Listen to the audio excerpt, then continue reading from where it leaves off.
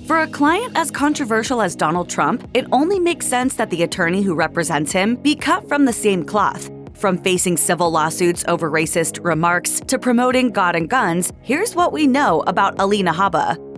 As Donald Trump's lawyer, Alina Habba's job is to represent him in court. However, the New Jersey native has also been known to support Trump's political aspirations, especially in the public sphere. This is evident on Habba's Instagram, where she has been known to champion the MAGA campaign. In October 2023, she shared a photograph of herself posing with a Republican rapper. The caption of her photo read, "Lil Pump is all in on Trump, #MAGA, LFG." She later followed this post up with a picture of herself with Trump, captioned, "Our country is in shambles. Are you awake yet?" Habba's support of the MAGA campaign is not all talk. The lawyer has quite literally put her money where her mouth is. As reported by The Mirror, disclosure documents show that Habba's law firm, Habba Law, has donated over $1 million to Trump's Political Action Committee, or PAC. In addition to these financial commitments, Habba has made her politics known by becoming a senior advisor for the MAGA Inc. PAC that raises money for Trump's campaigns. In this capacity, she has served as a spokesperson for the fundraising organization, even appearing on Newsmax to discuss advertising strategy.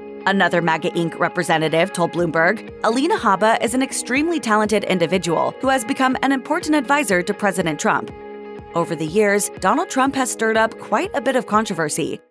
Written by a nice reporter. Now the poor guy, you got to see this guy. Oh, I don't know what I said. I don't remember. Turns out, the same goes for Habba. In 2022, Habba's former legal assistant, Nasia Drayton, filed a lawsuit that accused the Jersey-based attorney of using racist and sexist language in the workplace. The civil suit alleged that Habba would sing inappropriate music in the office, particularly explicit, highly sexualized songs and raps containing the N-word. Drayton claimed that the alleged use of this language made her feel, quote, humiliated, embarrassed, and uncomfortable throughout the workday. In addition to these claims, Drayton said that Habba made racially disparaging comments toward the Attorney General of the state of New York, Letitia James.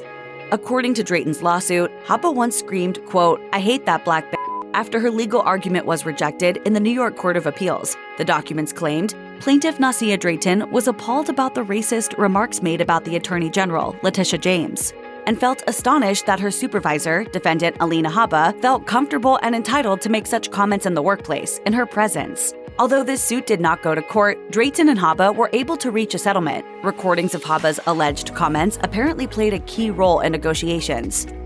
Only a year later, Habba was fined after filing a lawsuit in what U.S. District Judge Donald M. Middlebrooks described as bad faith. The lawsuit, which Habba filed on behalf of her client Donald Trump, named several of the former president's political foes as defendants. Hillary Clinton and former FBI Director James Comey were among two named in the lawsuit. After examining the suit, Middlebrooks determined that it had no grounds. In a strongly worded filing, the judge condemned both Trump and Habba for ever having brought the suit forward, writing, "Here, we are confronted with a lawsuit that should never have been filed, which was completely frivolous, both factually and legally, and which was brought in bad faith for an improper purpose." He ruled that the issues with the lawsuit included, quote, glaring structural deficiencies and characterizations of events that are implausible. As such, Middlebrooks stated that Trump and Habba had only filed the lawsuit in revenge and were thus abusing the justice system. Thus, he ruled that Trump and Habba would have to pay approximately $938,000 to the people named as defendants in the case.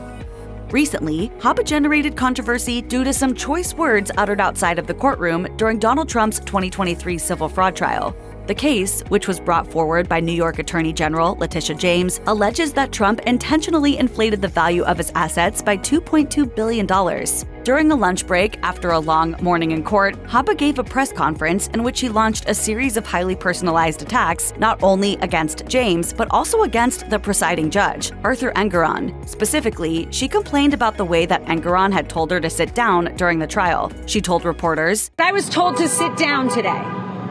I was yelled at, and I've had a judge who is unhinged slamming a table." According to some legal experts, however, it is fairly normal for judges to tell attorneys to sit in certain circumstances. Attorney and occasional television personality Bradley P. Moss wrote on X, formerly known as Twitter, "I have had the current Attorney General and a current Supreme Court Justice, at the time serving in their respective positions on the D.C. Circuit, chastise me in 2 different proceedings. Get over it." On top of being Donald Trump's legal advisor and political supporter, Habba appears to have a personal friendship with the former president. As revealed by her Instagram, Habba spends a good deal of time with Trump, oftentimes in the company of her children, Chloe and Luke. In one video Habba shared on Instagram, she is seen standing beside Khloe as the young girl sticks her hand out for Trump to sign.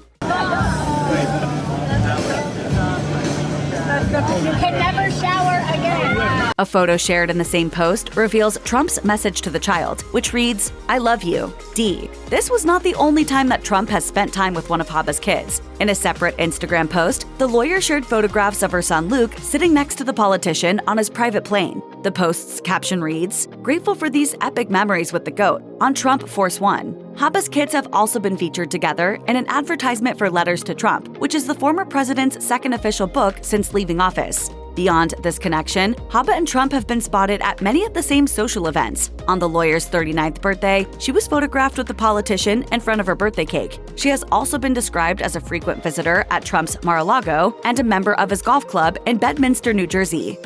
Between working as a lawyer and parenting her children, Alina Habba seems to have her hands full.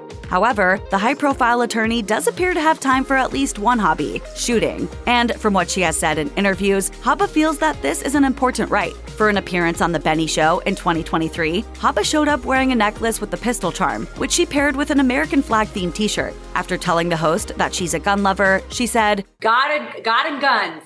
I've got God and guns. That's it. Later on in the interview, Habba established her feeling that the rights outlined in the Second Amendment are important. She said, "You know, people keep asking me the same questions. CNN and whatever I go on, they think they're going to get me in a corner with, your client Donald Trump said protest. Absolutely, that's another right. That's another right in this country. Just like guns, just like God. It's a right. Don't mess with our rights."